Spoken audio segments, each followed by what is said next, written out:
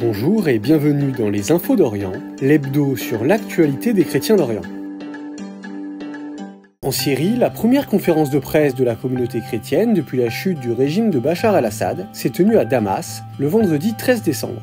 Devant plusieurs dizaines de journalistes venus d'Europe et du Moyen-Orient, Monseigneur Jacques Mourad, archevêque syriaque catholique de Homs, et sœur Jihan Attallah, directrice de l'école Al-Riyaya, près de Damas, ont évoqué leur volonté de participer à la reconstruction de la Syrie après la chute du régime de Bachar al-Assad.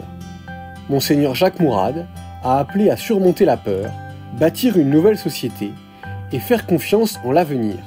Sœur Jihan a réaffirmé le choix des sœurs de rester sur place et d'espérer que les chrétiens auront une place en Syrie, non pas en tant que minorité, mais en tant que citoyens à part entière. Les procureurs d'Azerbaïdjan ont annoncé 45 nouveaux chefs d'accusation contre Ruben Vardanyan, ancien ministre d'État de la République du Haut-Karabakh, selon son équipe juridique. Détenu à Bakou depuis l'invasion du Haut-Karabakh en septembre 2023, Ruben Vardanyan risque la prison à perpétuité. Plus de 25 000 pages de preuves rédigées en azéri et jugées fabriquées restent inaccessibles au public et aux avocats de Ruben Vardanyan sous prétexte de sécurité nationale.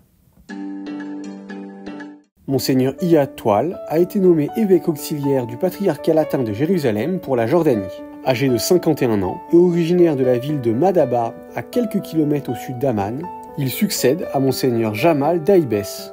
Ordonné prêtre en 1998, après plusieurs années de service dans le domaine de l'enseignement, il était jusqu'alors vice-président de l'université de Bethléem.